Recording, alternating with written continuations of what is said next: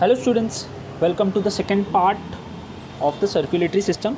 In the last lecture we have discussed about this phagocytosis, inflammation and formation of the antibodies, how the antibodies get formed inside our body.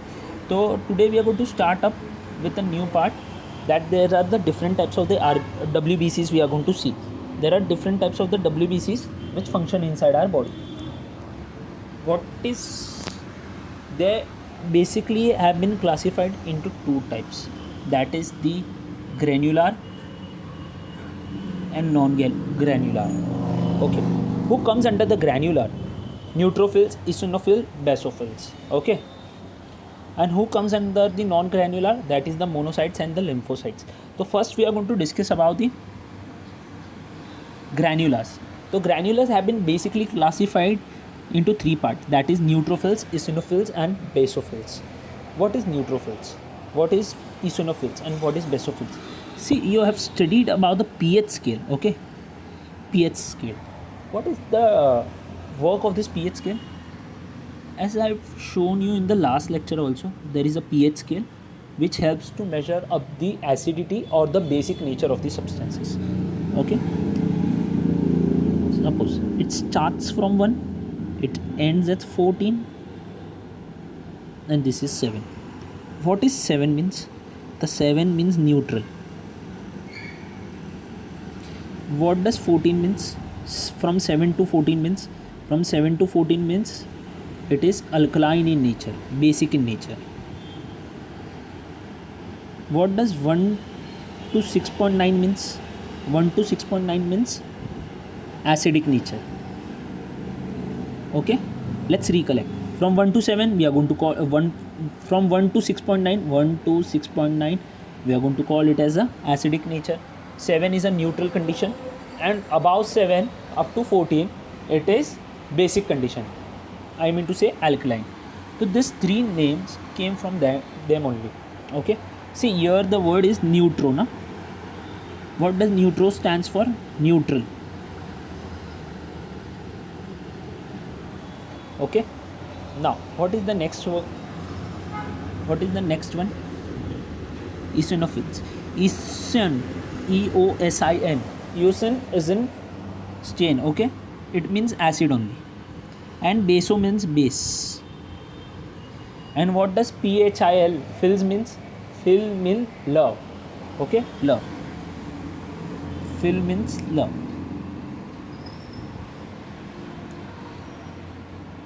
Now let's understand the function of the neutrophils.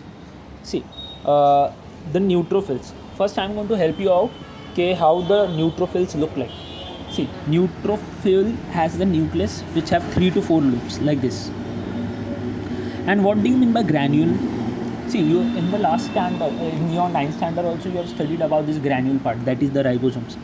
What are this? These are this powdery form structure which are known as the granules. These are the granules, and they are 3 to 4 lobes. Okay,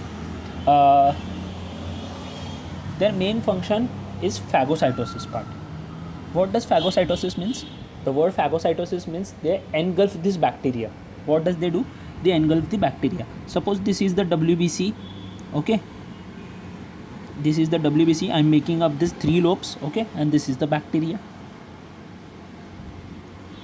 Now when any of the WBC, this part, sees up this bacteria at that period of a time, what it does, this WBC directly attack on this bacteria and engulf this. Now what is going to happen? The bacteria which is present outside has been engulfed. See this part. See this part. This is the bacteria which has been engulfed by this WBC. This is known as the phagocytosis. So this was the function of the neutrophils.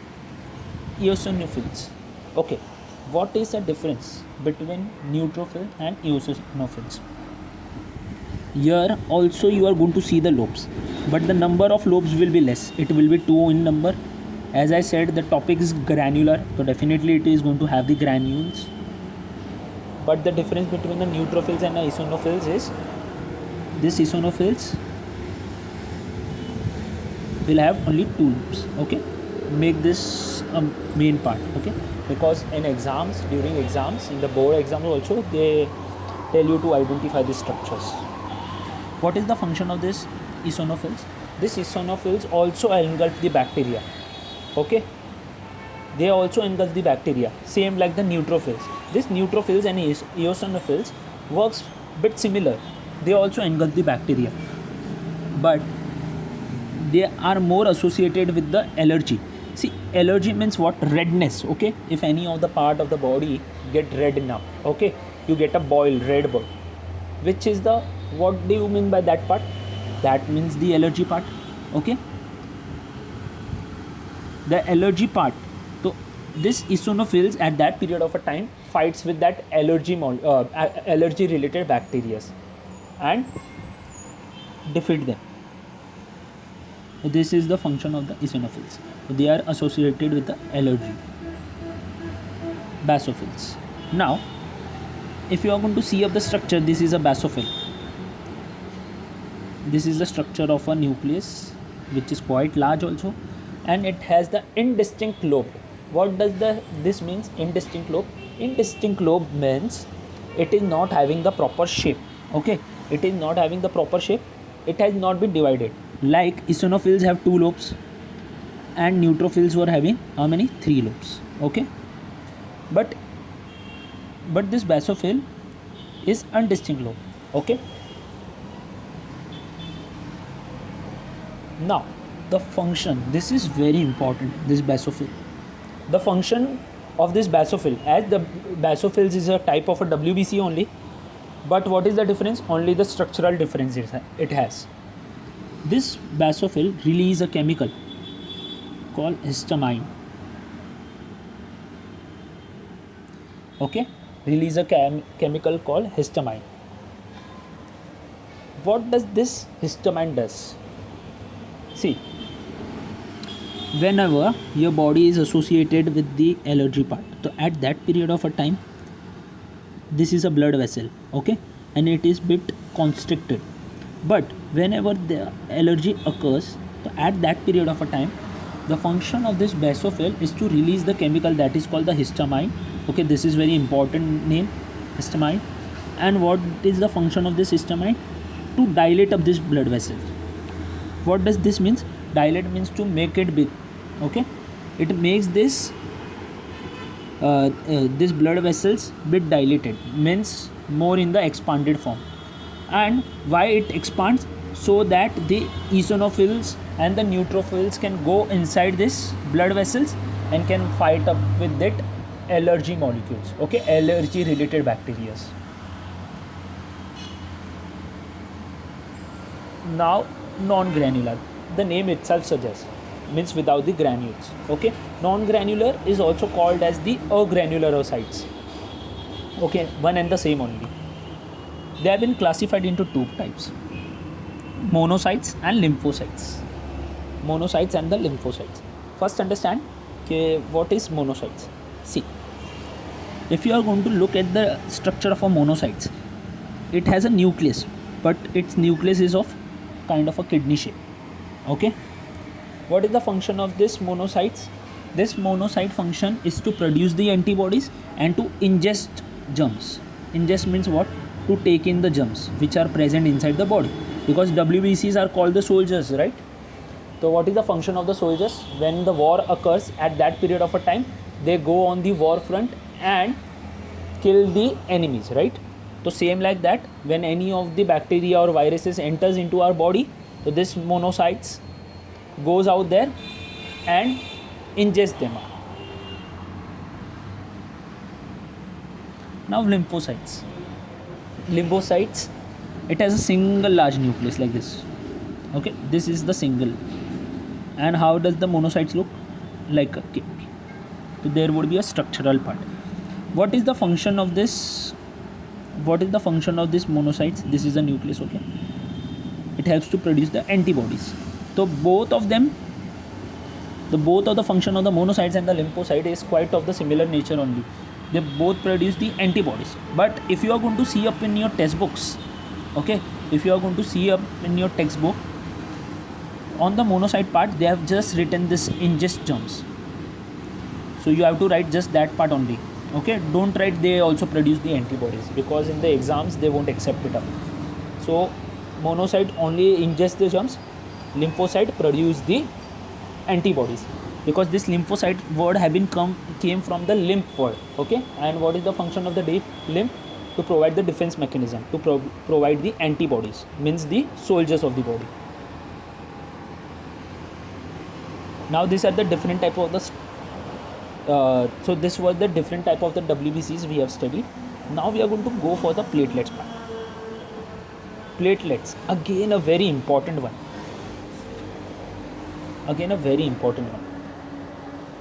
Okay, see, blood platelets are minute, oval or round structure. Oval or round means like this, but they are quite small. Okay, who is the biggest? The RBCs. Okay, these are the platelets, but right now I'm not going to discuss about the RBCs and all. These are something like this. These are the platelets which are present in our body. These platelets have another name, that is called the thrombocytes. Okay, these are called as the thrombocytes. This function of these platelets, it helps in the clotting of the blood. What do you mean by a condition called clotting of a blood? See, whenever we get a cut, so we get bleed out. Okay, so whenever we get bleed out from our body, so the blood does not flow continuously. It stops after a particular period of a time. So how it is possible that the blood can stop after a particular period of a time? Due to these platelets. These platelets are very essential for the clotting of the blood. Okay, now in some of the condition, like see, platelets, some of the basic knowledge I have to give you. Platelets, whenever a person suffers with dengue, okay, dengue fever, so at that period of time what happens? Dengue fever is caused by the mosquito. Okay, what is the function of that mosquito? The function of that mosquito is to decrease up the platelets in our body. See, if the level of the platelet becomes less, so how the blood will get clot? It will definitely is going to flow for a longer period of a time. So how to increase up that blood platelets? You should have a papaya juice. Okay, this is a basic general knowledge part. And a condition called hemophilia, which we are going to discuss in a genetic part. As of now, you just understand hemophilia. Some of the person who gets, it's a genetic disorder. Okay, like heart attack, diabetes, it is all like genetic disorders. What happen in them? See, when a person gets a cut, the blood continuously flows. Okay, why the blood continuously flows? Because they have the deficient amount of the platelets. So there is a difference between a dengue fever and a hemophilia. Hemophilia is a genetic disorder. Dengue fever just occur for a particular period of a time. After that the person can be get cured, but the hemophilia is very dangerous. So how to save that hemophilia person? He should be the blood should be transfused in that person. Okay, means that the blood, the person should take up regular checkup with the doctor. Okay, at least twice a week in the condition of a hemophilia. Now if you are going to notice of this part, so see, there are the cells, RBCs, and what they have written, vessel is damaged. Vessel means what? Blood vessel. Okay, the blood vessel has been damaged. We can see out here, there are the RBCs, there are the platelets, there are WBCs also. As of now we are just going to look at the platelets only. There are the platelets, and we can see this cut part. Okay, here, over here. Now what is the function of this platelet? See, whenever we get a cut now, so at that period of a time what happens? The platelets accumulate over there. Okay, comes over there, and they form a plug. Okay, now while forming up this plug, so what is going to happen? This blood, the cells, the RBCs are not going to are not going to go out. Okay, because they started to plug it up. Now this platelet releases some of the fibrin. What is the fibrin? It's a thread. Okay, thready structure like this. This is a thread. Okay, thread. They release the thread like substances, Here we can see this is a fibrin thread. This has been released. Now what is the function of this thread? The function of this thread is to give up the clotting part. Okay, now it is going to clot up this part. Now while clotting up this part, at that period of a time, what is going to happen? The blood is not going to flow out. Okay, plug is just going to help you to get accumulation of the platelets, but fibrin is exactly going to help you to stop the blood leaking. Do you think this is that easy? Okay, whenever we get a cut, it automatically gets cured up, clot up and all. Is it that easy? The answer is no. There is certain amount of a procedure to form up these fibers. Okay, there is a certain amount of the procedure to form up this fiber. Let's see how to form up these fibers. So there are many of the reaction which is going to occur inside the body. See, as of now, you just look. Main reaction in the blood clotting: injured tissue cells and platelets releases thrombokinase. Okay, what is thrombokinase? Thrombokinase is a substance. Okay, thrombokinase, it is also called as the thromboplastin. What is the function of this thromboplastin or thrombokinase? The function is to go at the site of the wound and release a substance. See, whenever we get a cut, so at that period of a time, the vessels which has been got teared off, so it goes over there. Who goes over this? This thrombokinase. Okay, or a thromboplastin. Now, what is going to happen? See, inside the human body, there are many of the enzymes. What are enzymes? They are the biological catalysts, which helps in the function. Okay. Now, this thrombokinase is going to work as an enzyme. So there is a substance there is inside the plasma. What is plasma? The liquid part of the blood. The liquid part of the blood is called the plasma. Now inside this plasma there is a substance. There is a substance found in an inactivate form, which is known as the prothrombin. Okay, the substance name is prothrombin. Now this prothrombin, this is the prothrombin part, which is present in the blood plasma but in the inactivate form. Now this thrombokinase, which is going to work as an enzyme, I said, with the help of this calcium ions, because calcium ion is also help in the clotting of the blood, right? So this calcium ion and thrombokinase both of them work together and form a activate substance, that is thrombin. Prothrombin means what? Pro means previous. So this prothrombin, which is present in the blood plasma, is in inactivated form. So this thromboplastin or a thrombokinase work with this calcium and make it in an activated form, that is called the thrombin. This was the first reaction. Now this thrombin is going to act as an enzyme again. Okay, what is going to happen? This fibrinogen. Okay, what is fibrinogen? Again, it is found in the blood plasma. Okay, this fibrinogen, with the help of this thrombin and calcium ion, is going to form up these fibers. And what is this fiber? These fibers are nothing but the insoluble threads. Okay, and this insoluble thread forms up the clot. Suppose this is a cut part. Okay, this I'm going to darken it up for you. This is a cut part. So what is going to happen? This thrombokinase is going to come over there. It is going to secrete up this substance. Okay, and going to make this thrombin activate. And this thrombin, when get activated with the fibrinogen, it forms up the fiber. Fiber means like thread. Like thread it is going to. Now with the help of this thread, your injured part will recover and it won't lose further blood. So this is the function. This is the blood vessel. You can assume like this. So this reaction part is very important. This is the first step. This is the second step. And in the third step, the final step, the clotting gets formed.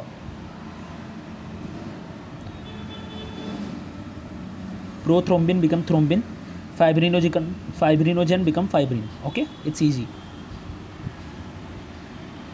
The fate of the blood in blood clotting.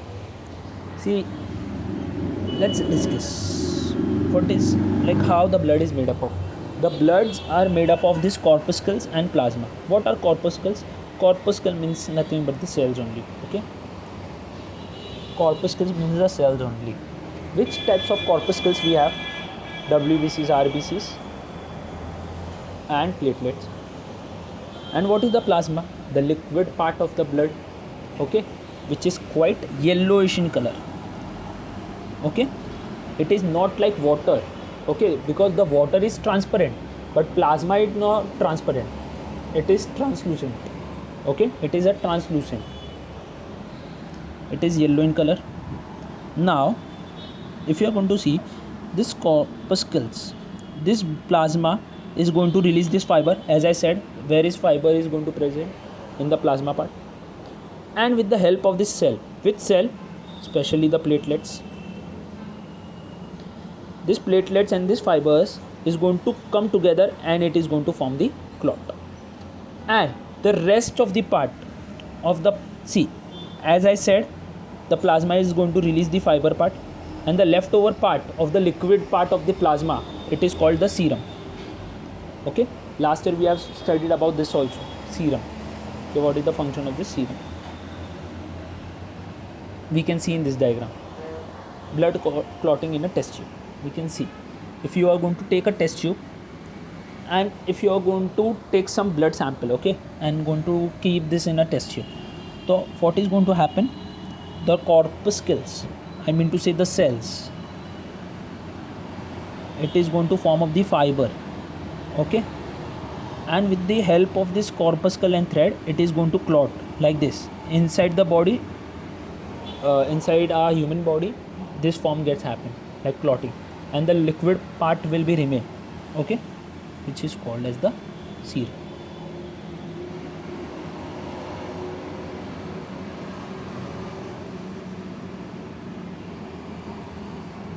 Now we are going to discuss about the blood transfusion and blood groups. So blood transfusion, first we will understand what do you mean by the blood transfusion.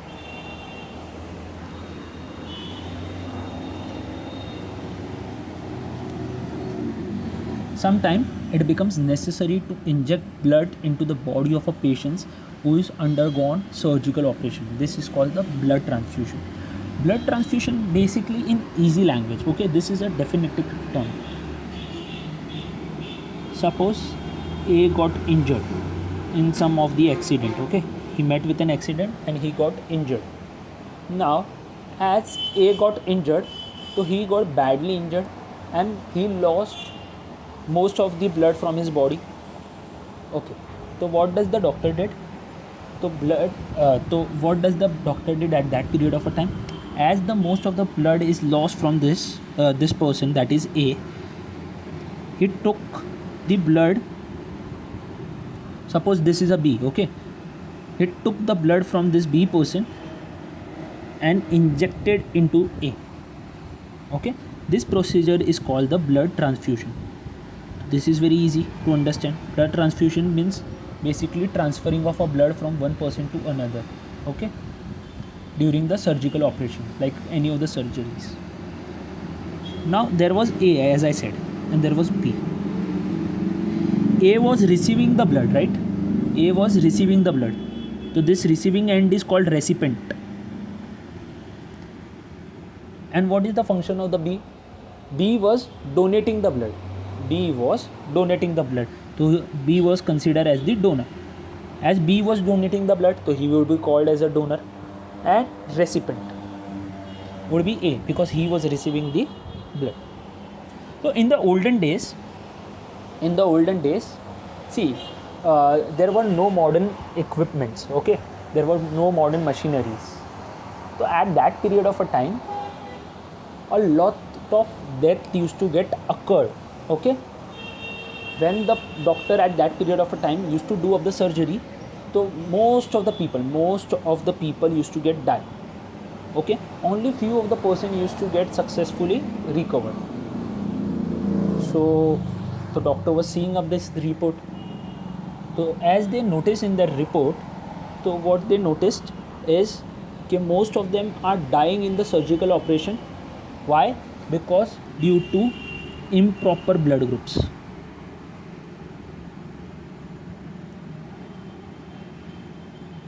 Improper blood groups. So who founded up this part? Okay, this concept of blood group is found up by the scientist, that is Karl Landsteiner.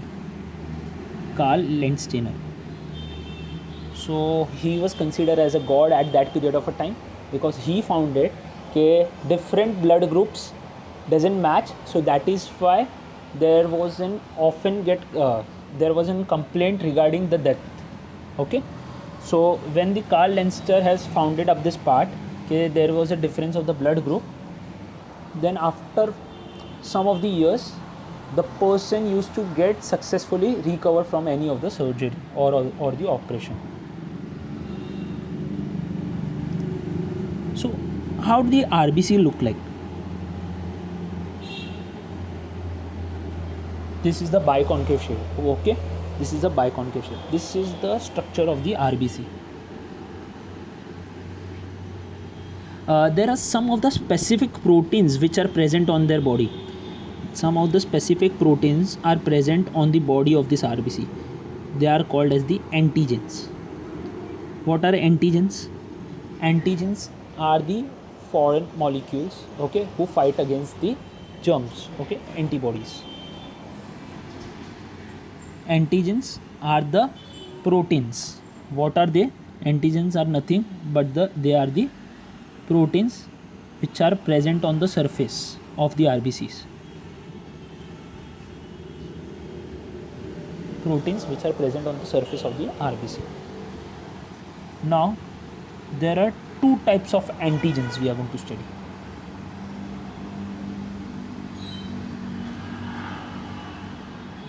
See, there are two types of antigens we are going to study.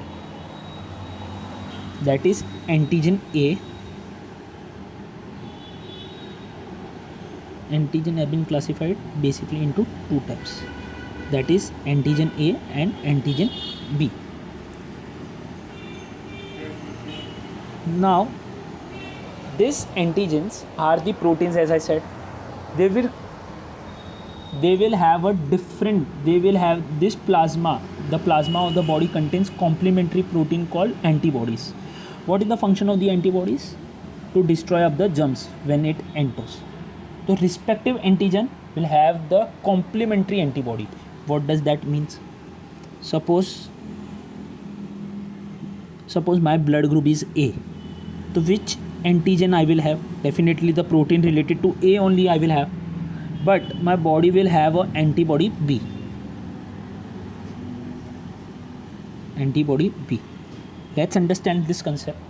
See, what I said, my blood group is A. The protein I will have this is A. Okay. But the antibody which I am going to have is B. Why? See. Suppose I give an example to you to make you understand. As I said, in the olden days, the people who used to go into the surgical operations used to get die. Okay. Why they used to get die? The reason is very obvious, as I said, because in the olden days there were no machinery, so the doctor used to match up the blood groups. See, if my blood group is A, so what my blood is going to accept? Only A related blood. Okay. As my blood group is A, so I am going to accept only A related. But in the olden days, if your blood group is A, they try to inject up the blood group B. So because of this, that took place. Why the death took place? See, A has the antibody B. As I said, this was A having antibody B, opposite. Okay, if your blood group is A, so you will have the opposite antibody. Okay, if my blood group is A, so I will have a antibody B. Antibody B means what? Suppose B blood enters into his body, so it is going to destroy. Okay, it is not going to accept. Why? Because it has the antibody. What is the function of the antibody? To destroy the germs. Okay, and specific antibody works for the specific part. If I do have the, if suppose my blood group is B, so my antibody name will be A antibody. So if suppose any A group blood comes into my body, so what is going to happen? My body is going to fight against this part. My body is not going to accept this blood group. Okay, and that would be a case of a death then. So this was related to the blood group and antibodies. So just remember like this: if your blood group is A, reverse the antibody.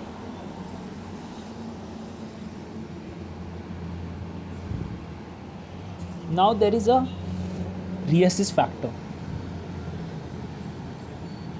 Rhesus factor.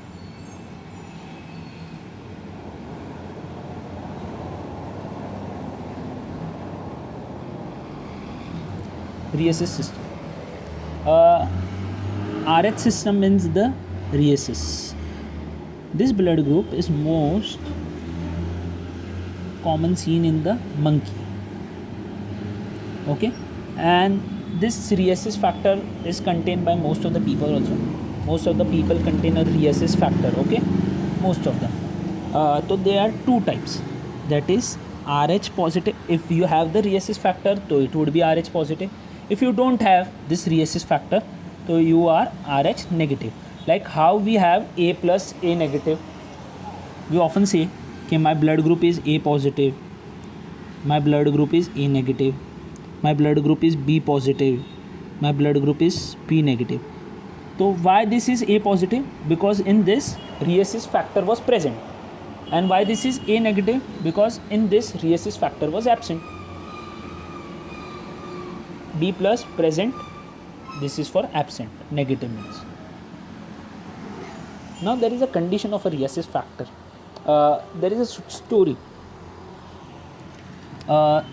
Suppose a pregnant woman, okay, she contains a negative blood group, that is Rh negative. If suppose she is a negative blood group, and in the fetal, okay, and she is carrying up the fetus, okay, fetus means the baby inside the uterus. Uterus means the stomach related. In the stomach, in the uterus part, she carries up this baby, okay, this fetus. But this fetus in the uterus is Rh positive. See, exactly reverse condition. This is Rh negative woman carrying a baby who is Rh positive. Okay, so the first delivery, okay, the first child will be normal. She can easily give the birth to that young one. Okay, now one would be thinking, how it is possible, sir? They are the different blood groups. Because the reason is, she was not having the antibody of Rh positive. Okay, she was not having the antibodies. She was not sensitized at that period of a time. So that is why she could easily give a birth to the young man. Suppose the same mother who is Rh negative is going to give a birth to the second child of its, and the second child is Rh positive.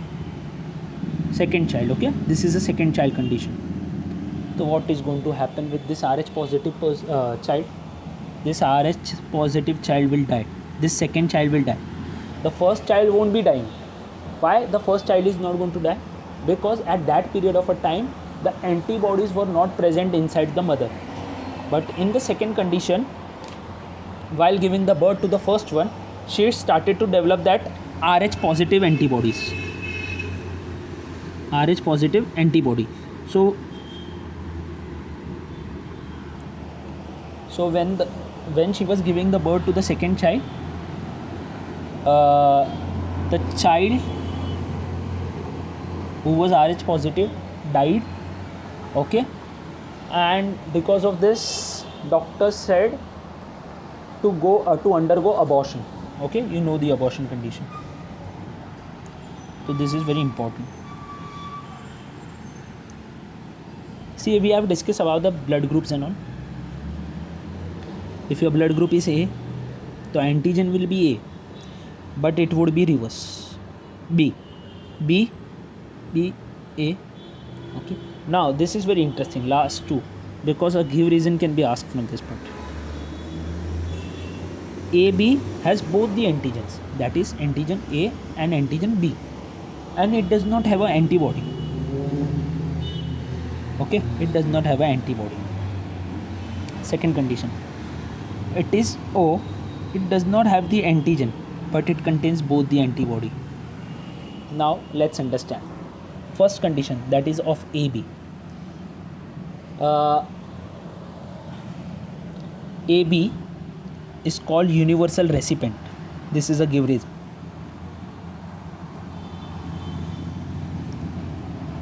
Why this AB group is called as the universal recipient? Because it can accept any of the blood group, whether it is A, whether it is B, whether it is O, whether this is AB, both. It can accept from every blood group. Okay, it can accept blood group from any of this. From A, it can accept from B, from AB, O, from all the four group it can accept. So AB is also called as universal recipient because it can accept of the blood. Okay, in easier language, AB is a beggar. Okay, सब कुछ चलेगा. Okay, everything will work out for him.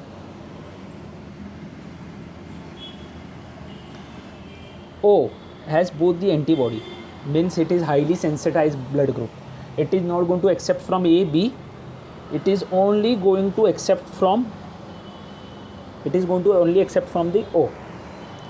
And as this blood group has no antigen, this is called universal donor.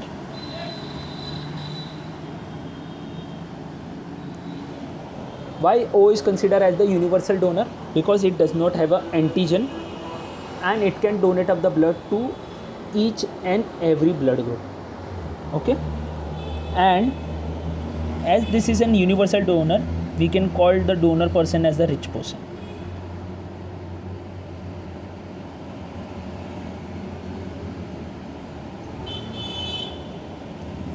Now see, if you are going to look at this part, this is the blood group of donor and this is the blood group of the recipient. This is AB, which is known as the recipient. This is O. AB, O, donor. See, we are going to look from the donor point of view. Suppose your blood group is A. Suppose your blood group is A. So you can donate the blood to A. Yes. You won't be able to donate to B. Okay, I have given the condition. AB is going to accept everything from you. And it won't be giving the blood group to O also, because it has the antibody na A. It is not going to accept. Now B. Now this B is not going to accept from A, but it is going to accept from B. And AB को तो as I said सब चलता है, तो AB is going to accept. But again the O is not going to accept.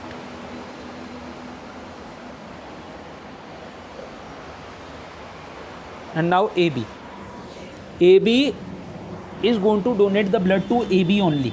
AB is going to donate the blood to AB only. Okay? Not to A, not to B, not to O also. Why? Because I have clearly said, because AB has both the antigens, na? That is A and B. It can accept from both of them. And O, last condition. As I said, he is the universal donor, so he is going to give the blood to each and every blood group. We can see out here. See. So this was the give reason part. This is the recipient. It is going to accept the all from all. This was the donor condition, and it is going to donate to each and every kid like this.